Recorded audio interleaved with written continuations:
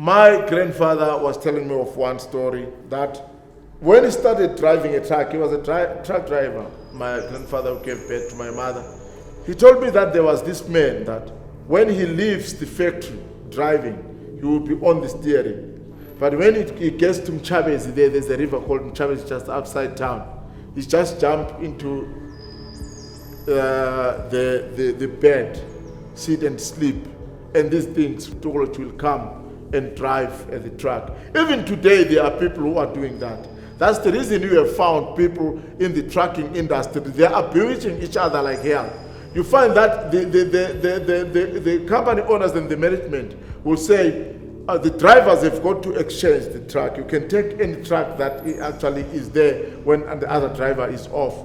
But you find that whenever you get to the truck for that particular individual, you have got to get sick or have a swollen feet, or the truck is not drivable. Some they even have accident and die in those trucks because they are driving the trucks that has been set by Muti and that has been installed some certain spirits to actually run them other than humans. So those things do live. There was a system in the trucking logistics that was called payloads, whereby a person will have to take a container and drop it to Johannesburg and take the other one and drop it back to Joburg. You find some people who are driving 24/7.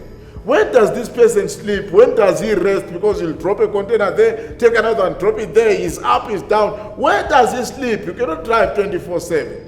Which simply clarifies that they have things that drive for them. They do sleep on their beds when these things are driving. I say it, each and every land have got these things. The word goblin is a Western word and an English word that defines OTIKOLOSHE, IMIKHOVU, Zidudwani, Mantindani, whatever.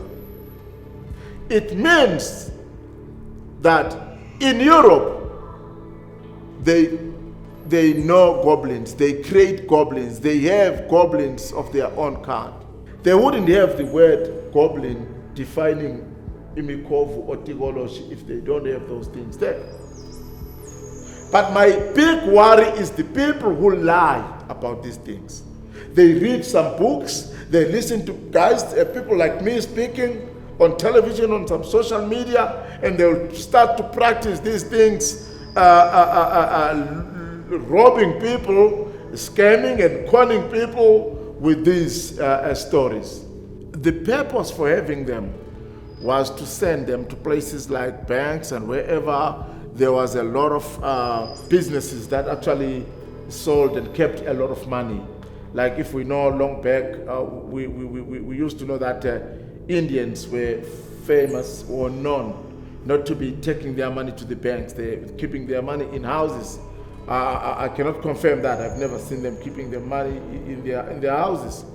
But these goblins were used by that time to steal the money. These things could actually get in there using their kind of magic, like the witches do, to get in people's houses when they are locked, and they get in through walls using some certain magics. It is understood that these things went out of fashion. I will explain how. The goblins, OTIKOLOSHE, zikwambo zvidoma, IMIKHOVU, zvidudwane in Venda. They actually went out of fashion for the fact that some financial institutions started to apply some electric security in their systems, in the banks. What I know of these things is that they had blood like human beings. So what happened when the banks had applied some electrical security, they become useless to those who actually owned them. And some would even get out of hand and try to show up on people, and then some people start knowing that you have a goblin. And then you'll be the enemy of your community, because they'll be knowing that during their sleep at night, you actually send those things out to terrorize them and steal their money. Now, when this thing went out of fashion, some new rituals